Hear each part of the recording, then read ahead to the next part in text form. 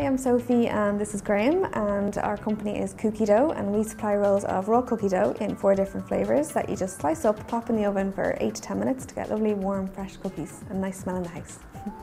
So we started out in farmers markets in September 2009, and at that stage, we really didn't know much about the food industry at all, but we kind of just launched into it, and then we knew we had something special in the product by Christmas 2009, and then January 2010 we signed up with the Dublin City Enterprise Board, and they have a fantastic service of mentoring.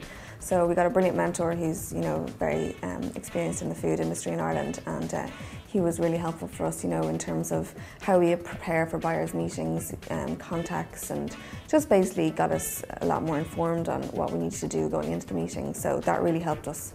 And yeah, we started setting up buyers' meetings then, and they all went really well. I think people liked our product and responded well to it. So March 2010 then we launched to our first shop, and it just kind of grew from there. Just kind of started going mad on us, so it was great. It's really good.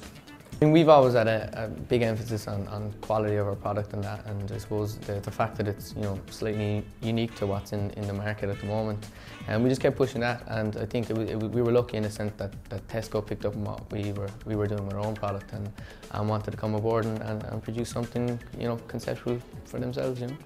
This time last year, we were going into our first shop, and it was the most exciting thing in the world, and now we're in 80 stores with our own brand here in Ireland, Kooky dough, and another 350 stores with the Tesco own label brand. So, I mean, for such expansion in such a short time, you kind of every day you're going, God, I can't believe this has happened.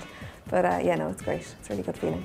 I don't think that without a mentor and the services available to us that we would have gone along as quickly as we did. I mean, I know, thinking of the feedback and stuff we got initially after the appearance on the Dragon's Den, a lot of people were saying, oh, they were mad without Gavin's help and his experience and his connections and that they would have progressed further. But I mean, behind us there is a good team of mentors provided by the Enterprise Board and I mean other state bodies such as Board B and that. So I mean, we weren't just out there chancing our arm with this cookie dough product. We were well advised the whole way along. Yeah, so we were on Dragon's Den, and Gavin Duffy offered us the 70,000 that we were looking for, but for 30% of the company, and we got him down to 25%, but we couldn't really agree to that, so we didn't take the offer in the end. The other dragons, I don't think they seemed to understand where we were going with the company, and we're trying to build a brand and really pump money back into the business, and I don't think they understood our strategy so much. So, sure. Maybe they missed out in the end. Yeah, the investment would have been great. I mean, at that stage we were in talks with Tesco in the UK, but there was nothing set in stone. There were still so many things that could have fallen apart at that point. So it wasn't really, wouldn't have been fair for us to put that valuation on it really.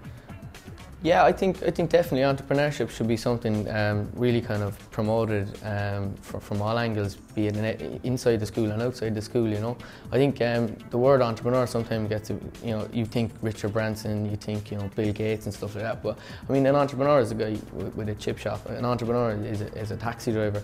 So I mean, at that stage, if people can get out, making their own money for themselves, and at the end of the day, I mean, it's become quite clear that we need more indigenous companies, and we can't really rely on multinationals from outside the country if you want to move on. And I think from start to finish, I think one of the greatest things that stood to us was absolute naivety.